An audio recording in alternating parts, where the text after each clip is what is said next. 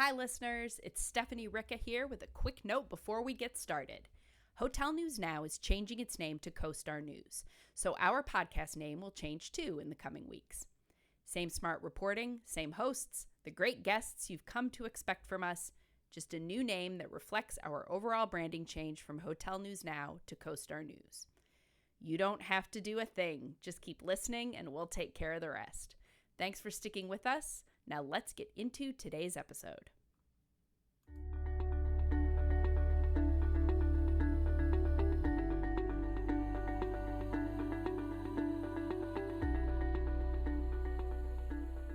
Greetings. This is Omari Head, 1/3 of Next Gen and Lodging, which is also hosted by Davon Reeves and Christopher Henry. Today, in this episode, in this installation, joined by an old friend that we got a chance to be connected with by somebody who I truly admire in the industry, a really good brother. And he said, there's somebody else that you should definitely be connected with. And when I had a chance to meet this gentleman, I see why that he was highly recommended. And it's been an awesome opportunity to see him kind of transition and ascend throughout his career. And one great thing that I hope that comes out of this episode is that he's able to share some kind of jewels and nuggets with other folks that are looking to make their transition into that ownership space. There's something to be said about going from, an executive to an equity partner, so you're about to get the mic handed over to somebody who's done it successfully, and has a great story about that transition. So without any other delays here, I'm going to hand it over to Damon to introduce himself so he could do himself the most justice. Damon, how you doing, brother? Hey, I'm doing well, man. How are you? Hey, another glorious day, man. Tell us about yourself, where you're from.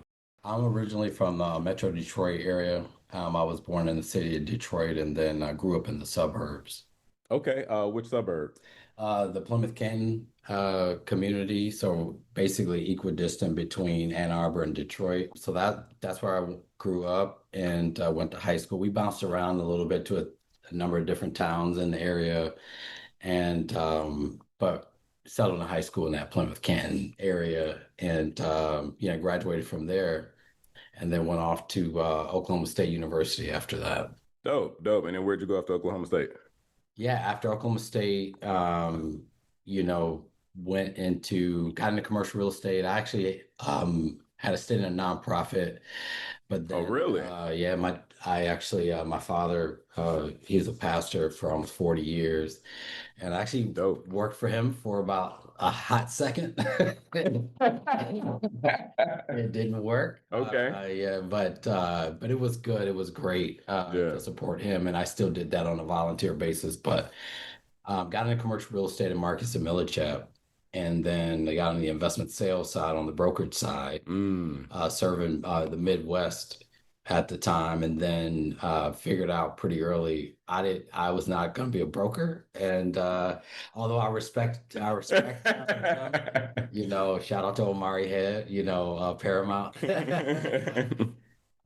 But yeah, I knew that wasn't probably the way that I wanted to go. I always wanted to be on the ownership side, the Mm. investment side, but I ended up getting a job in banking at KeyBank Real Estate Capital Okay. as a senior analyst right after that. So you were a spreadsheet jockey. You were a mathlete, as they say. Well, it's funny because when you're on the origination side, I was on the origination side. Yeah. We actually had underwriting departments that locked the spreadsheets. So Got you. I was really more on the sizing and the investment memos, the structuring, and whether or not, a loan or mezz or pref equity deal would meet our criteria. And so it's actually a little bit different than being sort of your true spreadsheet jockey. But yeah, I lived in spreadsheets for sure. So tell me, what did you take away, kind of top two things you took away from that role that help you in what you're doing today? Yeah, it was an interesting time. I mean, man, that's loaded because during that time, that was pre-financial crisis. And our primary product was CMBS origination. So we all know how mortgage-backed securities went. Securitized debt, phenomenal. Especially on the residential side. And we actually help folks on the residential side as well for takeout financing. So it was brutal. But the big takeaway, to answer your question, was, we had a lot of clients that, were of all stripes, colors, shapes and sizes as it were. Yeah. And I really got the perspective of like, wow, if we're loaning or providing capital for some of our clients, I feel like I can do it too. And so that was probably my big takeaway from banking was like, I always knew I wanted to be on that ownership side. And it was like, wow, some of these guys, they have a good, and the other thing was, it really is about the team. It's about the packaging. I looked at, clients, packages, financial packages when we were evaluating lending products or equity products or, quasi preferred equity or mezzanine product. So I did that for a while, both for Securitize, Lifeco. We did agency debt on the multifamily side as well. So it was a great foundation for really evaluating all types of commercial real estate, some hospitality, but more limited. But it was a great foundation. But the takeaway was, wow, I think I can do it too. If some of our clients can do it, I think I can do it too. So that was my big takeaway.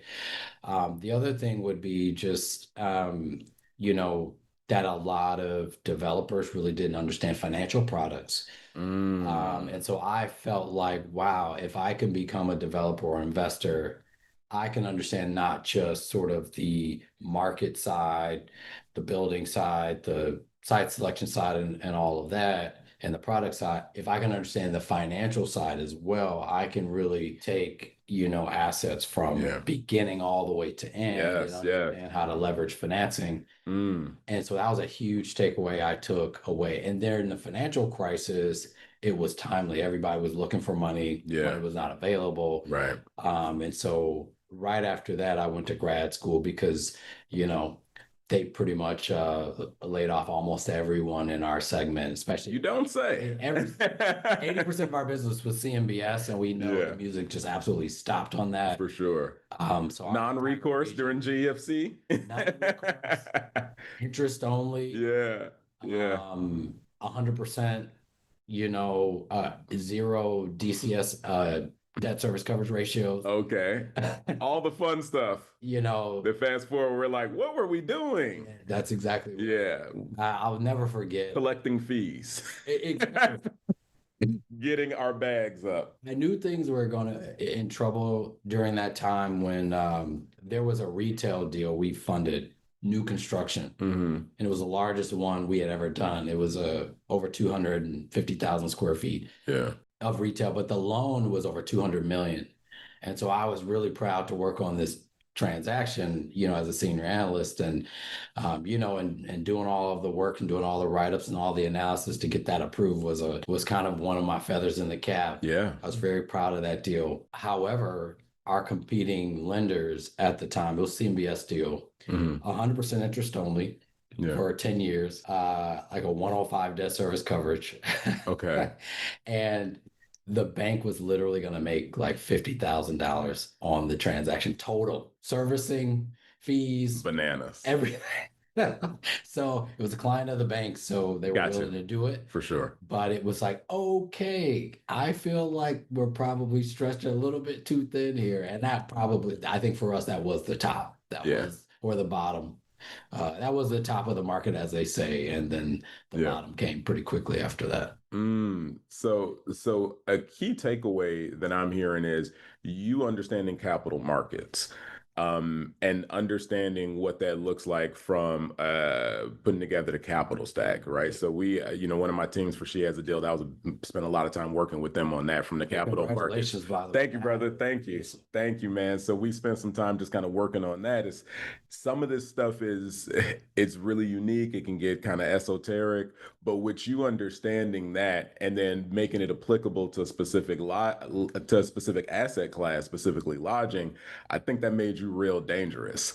And because we meet a lot of people that are like, okay, I want to do this, I want to become a hotel owner, but you don't understand any of the mechanics. So, point of clarification, have you ever worked in a hotel? No, I have never worked in a hotel before. Awesome. I'm more of a commercial real estate guy. Yeah. That stumbled into hospitality, as opposed to sort of being intentional about it early on. I meet a lot of people that have that intentionality right away, but I'm more of probably a generalist, I would say. So how'd you get bit? In a hotel. How'd you get bit by the hospitality bug? Well, I've always loved hospitality and the idea, but it was always, as a part of it. My thought process was I want to own commercial real estate portfolio. Mm-hmm. And so it's like, I'll do some multifamily, I'll do some retail, and then I'd love to do hotels and as a part of a portfolio. But as your career progresses, I ended up after college, I ended up moving to Washington, D.C. I went to grad school at Michigan during the financial crisis, so it was almost all about capital. But I wanted to learn more about urban planning, more about development, and things of that nature. Got out of there and ended up working for a developer by the name of Jair Lynch in Washington, D.C., and did a lot of urban development, affordable housing, mixed use, ground up construction, and acquisitions. And he had raised capital from McFarland Partners, Victor McFarland, and the California State Teacher Retirement System. And so I was brought on to deploy that capital, but there was a project on H Street that I oversaw during the time, and we bought a city block there. And, the Washington, D.C. government was the occupant of 2 office buildings, and there was a 1-story old Safeway grocery store in the middle. And we were going to demolish and we ended up doing that. We demolished the Safeway, built out parking underneath, and then 300 stories above. And then we relocated DC. We consolidated DC Gov into one of the 2 office buildings. And then from there, we were looking at feasibility on the ancillary building. And we looked at multifamily, and we looked at hospitality, and I did my first HVS study, and we were talking to a number of brands, and I think Kimpton, Hilton, and Marriott, and things of that nature to determine the feasibility of it. And that piqued my curiosity. I'd done a little bit of lending in it, but mostly because CMBS is really popular back then. Back when I was an analyst, but it really was that feasibility study and learning more about hospitality and what we were concentrating on is making sure we could activate the retail at the bottom. The H streetcar was pre-H streetcar, and it was coming online back then. And Jair sat on the board of that working economic development group that was going to bring the streetcar. So we were hyper focused on activating the retail, and we're like, wow, we'd love to have residential, but the feasibility really wasn't there. And we really went down the hotel path, and we thought we were 100% on a hotel deal there. It didn't work out, but that's what piqued my interest in hospitality originally. And then fast forward, you land yourself at one of the best shops ever. Yeah, I ended up getting to Brookfield, but that was there was another step in between that. So I was recruited by the Lidl grocery chain. And I was actually their first real estate hire in the US. And, we built out a team all across the East Coast of real estate acquisitions, entitlements, and construction professionals. And that's what really got me going in site selection and building out teams going through entitlements. You basically, I call it scatter site development, where you're really going from town to town across the East Coast, Midwest, and you're meeting with city after city, broker after broker, looking for sites to build. At the time, they wanted to build grocery stores. And so I was able to do that myself, and then built teams across the East Coast and the Midwest to do that as well. We did that successfully for about 5 years. And then I got a call from Brookfield Asset Management, and they were buying 100 Woodspring Suites hotels. Yeah. And, so Darian Wright, who was running that platform. Shout out to Darian. Yeah, so I was brought on by Darian and some of the folks at Brookfield. So that was an amazing experience. But I didn't know really outside of a little bit of lending work, a little bit of feasibility work. Yeah. I didn't know the first thing about hospitality, but I knew a lot about site selection. And I knew about how to go into cities and get things entitled. And build teams around that, whether it's architectural engineering, find the right people, find the right brokers, find the right GCs, and internal employees to build teams around who do we have to have in order to, develop at scale. And that's what Brookfield was interested in. And they were like, hey, we have 100 hotels that we're going to buy. We need someone who can go across the country to develop another 50 of the Woodspring Suites. And then so I got the job, and that was my foray into hospitality. Awesome, man. That's incredible, brother. So now you're at Brookwood at that time. Yeah, Brookwood. And like you said, 100 Woodspring Suites. Were you there pre-pandemic or post-pandemic? I can't remember. Pre-pandemic. They're pre-pandemic. Okay, perfect. Yeah, so that timeline tracks. Yeah, man. So obviously things like you said, development interest, I'm sure shifted. Yeah, it was very interesting. I spent 2 years going across the country. Well, we negotiated. We were Choice's Woodspring Suite. So Choice, that's a Choice brand. Yeah. Choice actually bought the brand during that time. Brookfield took the corporate-owned Woodspring Suites assets. It was a fully integrated independent company at the time, and started by Jack DeBoer. Yeah, Legacy. And then Value Place. Place. That's right. Yeah. And then they spun off the management company, and so we had the separate management company that exclusively managed our hotels. And then they were like in Wichita, right? Yeah, they were based in Wichita. And then so our job was really go ground up construction, a little bit of acquisition, but 10 a year was the mandate. Build 10 a year for the foreseeable future. We had about a 5 to 7 year time horizon. Talk about that later after pandemic, but yeah. But I spent 2 years really building that pipeline, really coast to coast, top to bottom across the country. We had a master development agreement, exclusive rights to develop Woodsprings all across the country. And it took me 2 years to really get that going. And then the pandemic hit. Yeah. To your point. And minor details. A little bit of a shift. You've been, and this has been interesting, right? You've navigated two significant shifts, GFC and then the pandemic. So that was the time for you to really start planning. Which it sounds like you did pretty well. So at this point in your story, you've learned capital markets, right? We started in real estate. You've learned capital markets. You've learned site selection. You've learned the hospitality business. Pandemic hits. Damon is in planning mode and execution mode. What happens next? How do we get to where you're at now? Oh, wow. Well, it was... I think those in hospitality, that the pandemic period was tough. For me personally, it was, just like everybody else, we were working from home and going through that period of time, trying to figure out what was next. But the good news for us was we were in economy extended state. Yes. And so, and the thesis always was it's a defensive, play.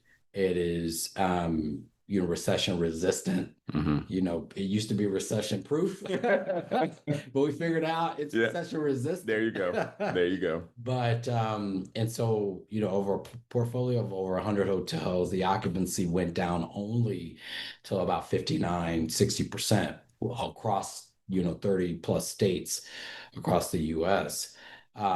So that that brought a light to, as you know, in the rest of hospitality, unless you were maybe in Florida on the coast or Yeah. things like that, any drive But the to pandemic market, didn't hit here. yeah, folks were giving keys back to For their sure. lenders, mothballing hotels, Yeah. things like that. And that happened also within Brookfield as well. Our colleagues in the office, folks were going through that process, and it was obviously a very unfortunate time in the business for a lot of people.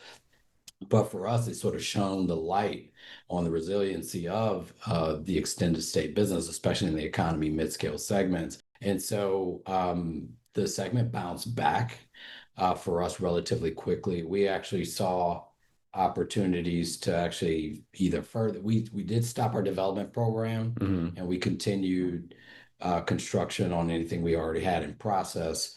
But then it became, okay, I believe Brookfield was looking at, okay, what is our exit strategy going to be at this time? And so there was a lot of interest in our hotels at that point. And so we actually changed our program a little bit. Instead of just focusing on only development, it was like, okay, continue what you have in process, but actually let's go out and start acquiring hotels and see if we can add hotels to the portfolio, in addition to completing the developments that we had underway. And so that was a great foray into an acquisitions focus as well. And making that leap, being able to make that leap, I attribute a lot of that to just teamwork, number one, but then also that foundation of, underwriting, being in the capital markets and being able to make that leap into acquisitions. I had done it in multifamily and other contexts as well, but as we all know, the hospitality business, even extended stay, it's still a different business. A lot of, I've learned through a lot of folks that hospitality is a different animal than the other commercial real estate Absolutely. type. And it still is, and I continue to learn every day, to be honest. And I think just having that attitude helps. That you don't have to know everything. It's a team sport. You don't have to do everything, and you rely on your teammates. And that's what we did at Brookfield. We had a great team, and we relied on each other. I'm sort of a deal maker and developer, and I played that role. And then we share the underwriting, and we would have healthy debates about that, and we went out and we acquired, leading up to and complete our developments leading up to the sale of Brookwood Hotels, really the assets, to Blackstone and Starwood Capital Group. And then, from there, I was able to sort of seed, my investment into owning some hotels on my own, starting Eternal Companies. That was March 2022. Okay. And then I started Eternal Companies in 23. Awesome. And then, and you were around to actually help with some of the acquisition, the two hotels that we were able to acquire. And honestly, was reconnecting with friends, meeting new people, and finding investors, and then being able to acquire our two hotels in 24. Beautiful, beautiful. So it's two hotels in the portfolio right now. And are those extended stay as well? Yeah, absolutely. So, one thing that's interesting coming into, I took, a little bit of time off after the Brookwood asset sale to really decide what I wanted to do. Yeah. Because, part of me missed other commercial real estate segments. For sure. Part of, and, but, extended stay kept coming back. And, and it was, I think I'm going to stay in extended stay, but I'm going to stick to what I know. I'm not going to venture. I'm not going to pretend to know limited service as much, or I'm not going to pretend to know full service as much, and to try to carve out, myself in a niche that I feel like I understand. I have a great network in, but it took a lot of soul searching to get there, if I'm being honest. And so I decided to just stick with that, and perhaps down the line I could do other things as well. But I truly believe in just trying to stick with what I know. And if I end up doing something else, I probably partner with somebody like yourself, or someone else who knows more about other aspects of, the business. That's brilliant, brother. So that's a good takeaway too, right? Like you're focused on fundamentals. So I see that so many times people are like, oh, I'm a real estate professional. I want to get into hotels. And it's like, dude, you own like class B, class C apartments, but you come over here and you want a lifestyle hotel. You want the quote unquote boutique. You want to do something luxury. And it's just like, okay, like make it make sense. Like for whatever reason in QSR, everybody wants the McDonald's. They understand that for QSR, nobody comes up and is like, oh, I want to have a Ruth Chris. I want to have a luxury steakhouse. Everybody wants McDonald's. And from an ownership standpoint. But when it comes to the hotel business, everybody wants what they like, which is the most unique thing. So you said, hey, I'm a real estate professional. I learned capital markets. I learned site selection. I learned how to create teams to execute developments through entitlements and working within these unique municipalities. And then I learned economy extended stay. And then your first investment becomes economy extended stay. Yeah. It wasn't like you jumped out there and was just like, yeah, I learned economy extended stay, and then we partnered and bought a W. And and that would have worked. I'm sure that would have worked too, right? Lifestyle is awesome, but to see where you're at now with two hotels under the belt, and you feel comfortable sharing what brands they are? Yeah, absolutely. So we bought two extended stay Americas at auction. Again, shout out to Omar here. He was integral in helping us navigate, the that process, and also we converted those to Choice Suburban Studios. So that those are the brands. So we have two Suburban Studios, one in Columbus, Georgia, one in Macon, Georgia. Yeah, I love Columbus. So, and fun fact, just to kind of bring this full circle, Brookwood owned two of those legacy value places Yep. that I sold back in the day, for you guys. It was two right next door to each other, two of those value places that became Wood Springs. So, and now you're back in that market. Back in the market, and one of the things that, again, I truly believe you have to be a student of whatever it is you do, which Well is said. why I'm not trying to go out and, over my skis and go do a courtyard or, Yeah. because a lot of investors want to do Yeah, want they to want do that what they AC. consider that. Yeah, With the AC yeah. hotel. That's right. But one of the key takeaways came out of my time at Brookwood. Secondary markets are okay for economy extended stay. Come on now. Secondary, Yeah, tertiary markets, it's all about the yeah. operation, all about your basis Yes, sir. that purchase it at, but they could do just as well as some of the primary markets, because obviously the primary market's going to be more expensive Yeah, to purchase or develop in. And yeah. so it's like, hey, let's not be shy about going into some of these secondary markets to get started. And then the other thing, I've since we, purchased the hotels, I've had a lot of younger folks come out and say, hey, I want to learn how to do Yeah. something similar. And it's really staying in that area of competence, Mm, and um, even though I'm a developer, I'm very comfortable with site selection and entitlement, yeah. ground up construction. But hey, I'm on my own now, right? And it's a lot of risk.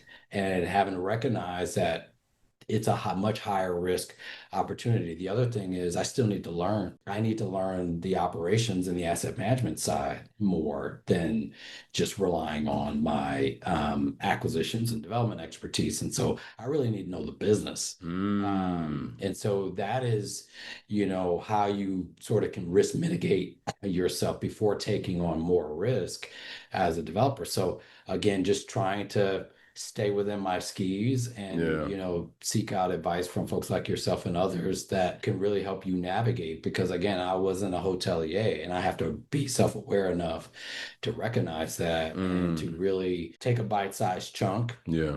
We hope to scale. That's my business, is really to scale. Yeah. But you got to start somewhere. You have to Yeah. start somewhere and learn the full end-to-end business. And that's why, I thought that Macon and Columbus was a great opportunity for us. It was auction, but Yeah. Yeah. and so that was a process in itself. For sure. But but we bought at a pretty good basis. And so trying to protect that while we do our first couple of deals and then learn and grow from there. That's awesome, man. Again, focusing on the fundamentals, like you said, get into your core competency. And when you hear your resume, it's incredible to see where you are and where you're going, and that you didn't take any shortcuts, right? You and there's there's folks out here that are gonna buy that Instagram course that that's like, man, I heard Damon rap, I'm gonna shave 10 years off of this, and I'm gonna get to 4 hotels. And it's possible, not probable. It's possible. But if I'll whip up an Instagram course if y'all out here and happy to give somebody money. I'll happily develop that. But I think it's awesome to see people that are like yourself that have transitioned again from employee to equity partner, and did it through, you went out there. And it's one thing I always talk to my students about, which is strategic skill acquisition, right? And for lack of better terms, people say you either need to be earning or learning with whatever job that you got, right? Earning or learning. So 100%. you went out here and executed strategic skill acquisition in a very immaculate fashion to get to this point where you said, hey, I still recognize that there are some blind spots, but you have experience with developing a team and understanding what folks' expertise are, and you have a pretty decent understanding, more importantly, self-awareness that you kind of know what you don't know. Yeah. Right. And you lean on that's like on expertise there. Yeah. And so many people don't, though. It's, you get into hubris and ego and all that other stuff that makes it really interesting when you see it executed and kind of on the theater of business. So, man, kudos to you, brother. If for any kind of closing thoughts and takeaways that you would want to share or acknowledgments for along your journey. No, I mean, I'm honored that you had me on the pod, and it's been a journey for sure. But I would just encourage people to, really look within yourself and be self-aware about who you are and where you are, because I think, even being an entrepreneur and investor, it's a journey. It's a really self-discovery. If you really think about it that way. And what that does is it allows me to be able to say, hey, Omari, what do you think about this deal? Or how do we navigate this process? Or reaching out to people that know more than you. I truly believe it's a team sport, and you really have to. And I would really encourage, especially, African-American, colleagues as well, to lean on each other. Don't be afraid to lean on each other and lean into each other, because we really are better together than we are separately. And I think that's part of my journey, is really just leaning on other people. But, you got to go through that process of vetting and do all of those things. But pretty much everyone that helped me in the journey had a part to play. It wasn't just me. I mean, I would be nowhere if it wasn't for every person that participated and helped me in the process of getting to where I am today. So don't be afraid to lean on others, is what I would say. I appreciate it, brother. And thank you so much for being somebody that listens, right? Truly mean that. I appreciate it, King. I appreciate it. There's so many people, they ask you for feedback and they go and do the exact opposite. It's like, okay, cool. I mean, go ahead and learn, man. But I appreciate your time, brother. Looking forward to much more continued success, many more openings, many more acquisitions and repositionings, and I'm excited to see this portfolio grow. And I'm excited at the pace that you're growing, because it's responsible growth. And you're not out there just trying to make a splash, right? That drip will fill the bucket. But coming out the gate with 2 hotels is incredibly strong. But that is because you built the skill set. You had that solid foundation and you focus on the fundamentals, man. So we appreciate your time, my brother. Love you much. Looking forward to seeing more of your success. No, I appreciate you, man. And thanks for everything you're doing in the community and helping guys like me.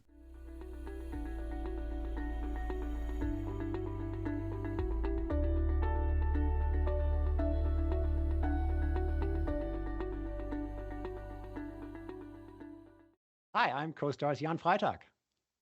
And I'm STR's Isaac Colazo. Together, we are the data geeks behind the award-winning podcast, Tell Me More, a hospitality data podcast from CoStar News. award-winning. And if you love hotel performance data and industry trends as much as we do, check us out.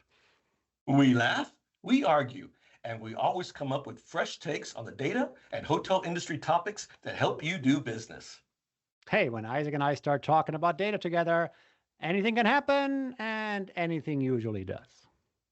Find us on costar.com/hotel news and subscribe to the podcast on Apple Podcasts, Spotify, or wherever you like to listen. Just search for Tell Me More, and thank you for listening. This episode of Next Gen in Lodging was recorded in July of 2025 and edited by Rachel Dobb.